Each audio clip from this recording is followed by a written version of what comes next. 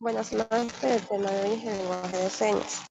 Los integrantes del grupo son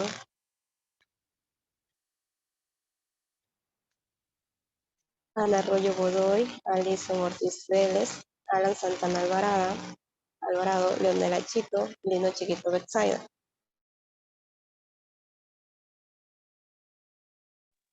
¿Qué es el lenguaje de señas? La lengua de señas o de signos es la lengua natural de expresiones y configuraciones gesto-espacial y percepción visual, gracias a las cuales los sordos pueden comunicarse con su entorno social. Se basan en movimientos y expresiones a través de las manos, los ojos, el rostro, la boca y el cuerpo. Las personas sordas son los principales usuarios de la lengua de señas, pero estas pueden ser utilizadas también por monjes que han tomado un voto de silencio o en algunas actividades deportivas. Por ejemplo, la historia de la lengua de señas es tan antigua como el de la humanidad. De hecho, ha sido y sigue siendo empleada por comunidades de oyentes. Por ejemplo, los amerindios de la región de Grandes Llanuras de América del Norte usaban una lengua de señas para hacerse entender entre etnias que hablaban idiomas diferentes. Y este sistema estuvo en uso hasta mucho tiempo después de la conquista europea. Otro ejemplo es el caso de una tribu única en la que la mayoría de sus miembros eran sordos debido a la herencia. Entonces se empleó la lengua de señas que llegó a ser de uso general también hasta principios del siglo XX. Sin embargo, no existen referencias documentales sobre esta lengua antes del siglo XVII.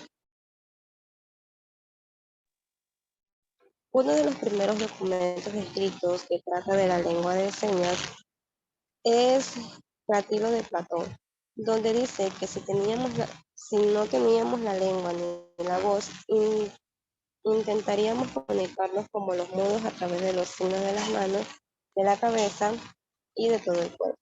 Durante la Edad Media, la lengua de señas era principalmente usada entre los abaidas o los monjes. En el siglo XVI, Pedro Ponce de León, un monje benedictino español, considerado como el primer profesor para los sordos, creó una escuela para los sordos en el monasterio San Salvador de Enoña, en Castilla y León.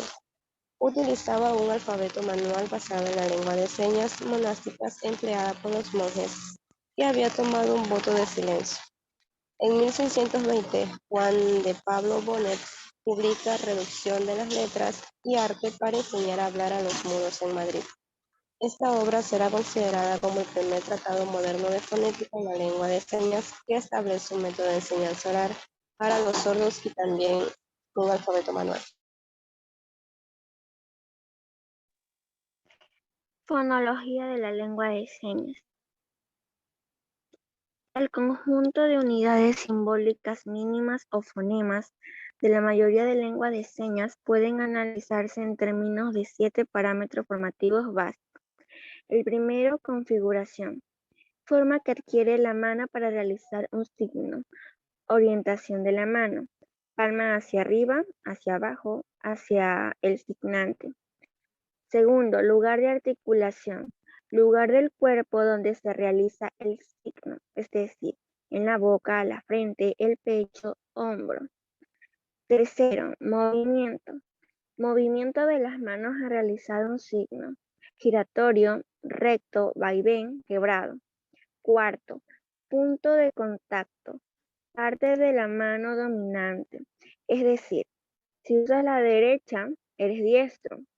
Y la izquierda, si eres zurdo. Que toca otra parte del cuerpo, yemas de dedos, palmas de la mano, dorso en los dedos. Quinto, plano. Es donde se realiza el signo según la distancia que lo separa del cuerpo, siendo el plano 1 en contacto con el cuerpo y el plano 4 el lugar más alejado, es decir, los brazos estirados hacia adelante. Sexto, componente no manual. Es la información que se transmite a través del cuerpo. Expresión facial, componentes hablados, movimientos del tronco y hombros. Como por ejemplo, el expresar futuro nos inclinamos ligeramente hacia adelante y al expresar pasado hacia atrás. La lengua de signos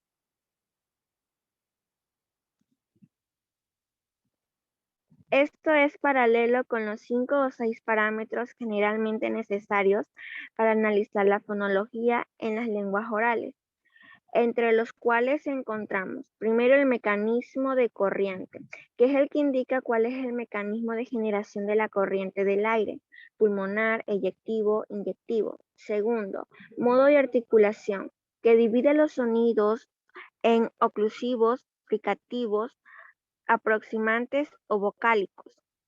Tercero, punto de articulación, según cuáles sean las dos partes del tracto vocal que están más cercanas en el momento de la articulación. Cuarto, coarticulación, cuando un sonido presenta varias fases en el modo o en el punto de articulación o a lo largo de su articulación. Quinto y último, sonoridad.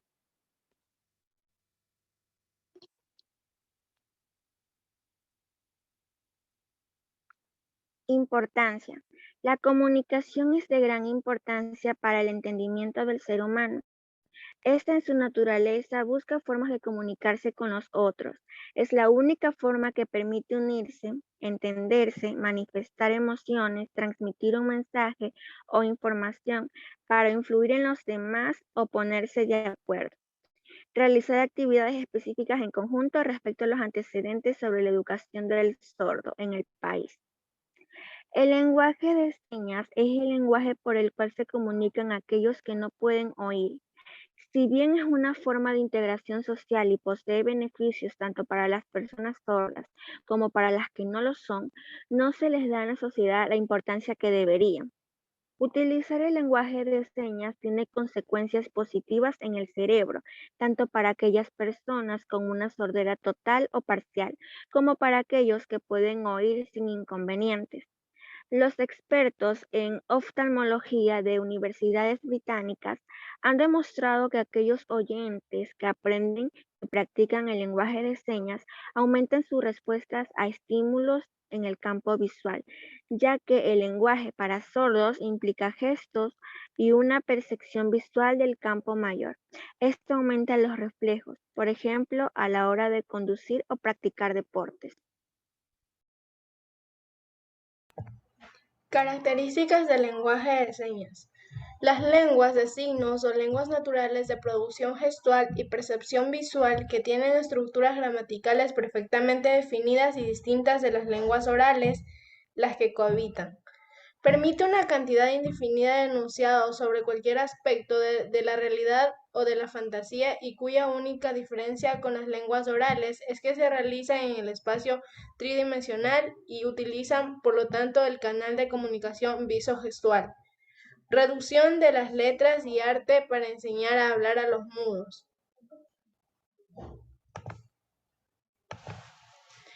Clasificación de las lenguas de señas. Las lenguas de señas modernas, al igual que las lenguas orales, están sujetas al proceso universal del cambio lingüístico, que hacen que evolucionen con el tiempo y eventualmente una misma lengua puede evolucionar en lugares diferentes hacia variedades diferentes.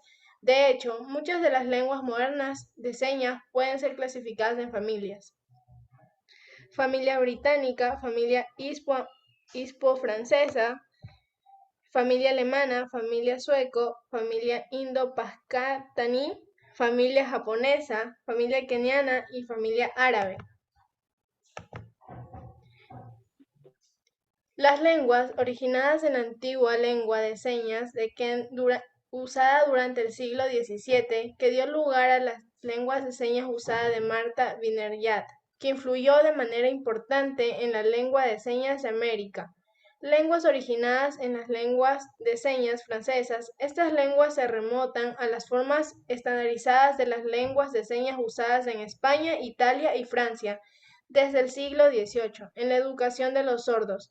En concreto, la antigua lengua de señas francesa se desarrolló en el área de París gracias a los esfuerzos de Abad Charles Michel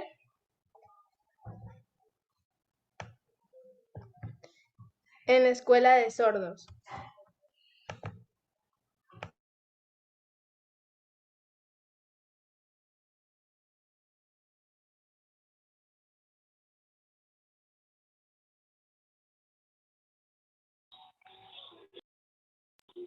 Beneficios de estudiar el lenguaje de señas. El lenguaje de señas resulta de más beneficios tanto para los niños como para las personas adultas. Además, vuestros peques pueden complementar su estudio con el aprendizaje de inglés mientras se divierten viendo series de dibujos animados en versión oral.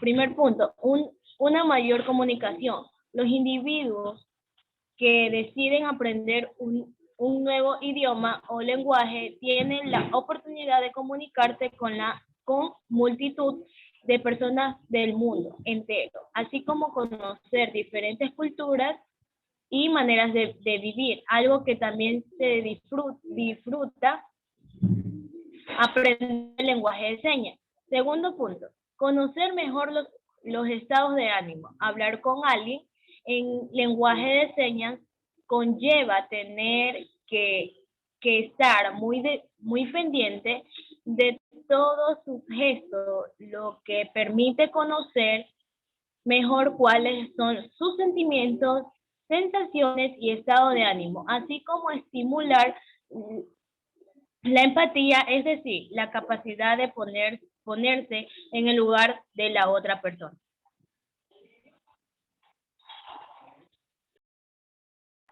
Siguiente diapositiva. Cuarto punto, niños con autoestima. En el caso de niños autoestima, estudiar el lenguaje de signos se convierte en una excelente opción debido a que se trata de una alternativa al habla. Si queréis conocer más formas de facilitar la vida de niños autoestistas, os gustará el post donde os hablamos de resetea, un reloj que mejora la vida de las personas con autoestima.